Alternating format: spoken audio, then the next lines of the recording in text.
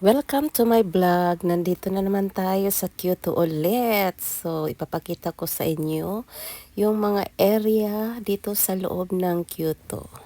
Papunta kami ngayon doon sa market na maraming pagkain. Kaso lang, ang dami pang lalakarin. Lakad everywhere talaga.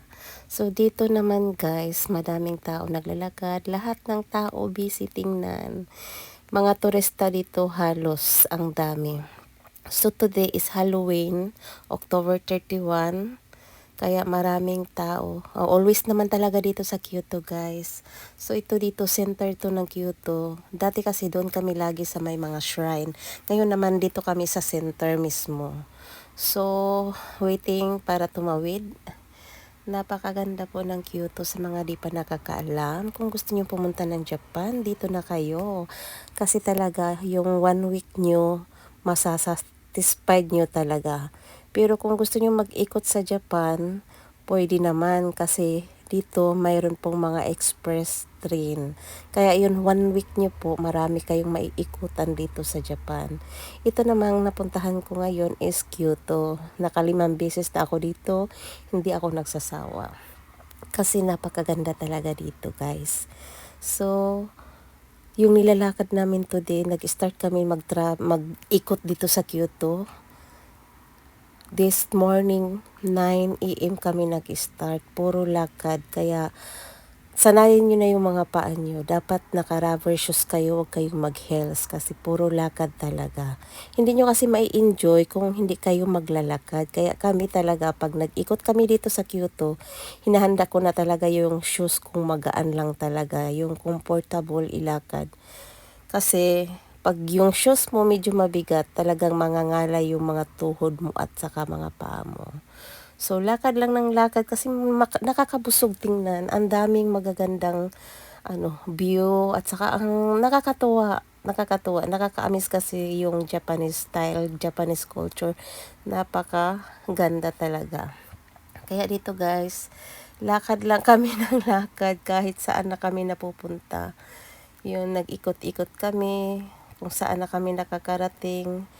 Hinahanap namin yung yung sa Gion. Alam mo yung Gion, yung mga may Haponesa. Pero mamayang gabi pa kasi gusto rin namin tingnan yung area doon na may mga yung mga snack bar, iba-iba, nagagandahang mga babae. So nandito kami ngayon sa loob ng parang shooting guy. Paano ba yun sa atin? Sa loob mismo ng city talaga na may mga pagkain, may mga damit, halos nandito na lahat. Kaso lang, pag pumunta kayo ng Japan, dapat nakaready yung pera nyo. Kasi dito napaka mahal po talaga ng bilihin compare natin sa ating Philippine money. Kaya pag nandito kayo sa Japan, ihanda nyo na yung yen nyo. Kung gusto nyo kasi ma-enjoy ang pagpunta dito, dapat may pera kayo para matikman nyo yung mga iba't ibang pagkain ng Japan. Napakasarap kasi. Kung hanggang tingin lang tayo, hindi nyo ma-appreciate, hindi nyo ma-enjoy, hindi nyo ma-compare kung kaano kasarap ang pagkain dito. Kasi dito sa Japan guys, ito guys naman ang gaganda ng mga character, di ba? May Mickey Mouse, may Puchang, oh. So ngayon, ang hinahanap namin yung maraming pagkain na mga para siyang street street foods pero hindi naman siya kasi nasa loob tayo ng shooting guys. So ito guys, 'di ba maraming bag, shoes, lahat ng mga makeup nandito na lahat kung ano yung mga hinahanap niyo. Kaya tiyaga ka lang mag-ikot tapos magdala ka ng pera. So, nandito pala kami sa may Gayon na kaso lang medyo maaga pa, hindi pa gabi. So, dito guys, makikita mo talaga na puro busy ang mga tao. Yung iba namang hindi busy, nakatambay sa gilid. Ay, ito nga pala yung favorite ko. Yung pagkain ng snack siya. Napakasarap po. Ayan, gawa po sa mochi yan or sa malagkit. Malagkit flour. Napakasarap po niyan. May palaman sa gitna. So, dito lakad pa rin kami ng lakad. kung saan na kami nakakarating. Dito sa Japan yan, nakahilera yung mga bisikleta. Kasi mostly dito, yung mga tamad maglakad, nagbibisikleta talaga sila. So dyan naman pwede magtambay dyan. At dito naman banda, kung pagod ka na, ayan, may upuan din dyan. Libre lang pong umupo dyan. Habang nakatingin ka sa mga taong busy sa kakahanap ng mga bilihin, gusto nilang bilhin. So, ayun, yung iba namili na sila. Yan, Halloween pala ngayon, yung iba naka-Halloween, ano, naka-Halloween wear sila. Naka-Halloween costume pala. So, dito guys, ayan, may naglalakad, nagdadala ng pagkain. Ayan, ilang beses na ako nakapunta dito. That time is cherry blossom din. Ngayon naman is, Aki is autumn. Kaya, wala pang masyadong, hindi pa nag-change yung kulay kasi yung Japan ngayon, medyo mainit, dapat malamig na, kaya hindi natin alam ang panahon. So, dito naman may mga bentang, iba't ibang klaseng mga jacket na may mga naka-embroider siya. Yan, may nagustuhan ako. Yung yung nagustuhan kong design is One Piece. Puro maraming mga ng mga karakter ng mga anime nandito. Kung mahilig ka sa anime, like One Piece guys, ayan, ang ganda. Kaso lang ang mahal. Bagay ito sa mga sa mga kabataan ngayon, yung mga yung mga hip hop style, yun. So dito naman, dito guys, ito yung nila. Maraming mga turista dito na nag-iikot. Yung iba naman, lang, nagbibideo like me. Nagbideo lang ako, nagtingin-tingin, libre naman tumingin. Kaya ayan, hindi pa masyadong dito, madaming tao.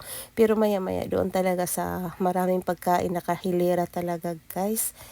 Ang dami, mabubusog ka sa tingin pa lang. So ito dito na paunti-unti nang dumadami yung mga tao. Yung iba kasi hindi alam ang area dito, lalo na sa mga sa mga nasa ibang bansa na nagtutourist lang. Kami kasi yung partner ko sanay na dito sa Kyoto.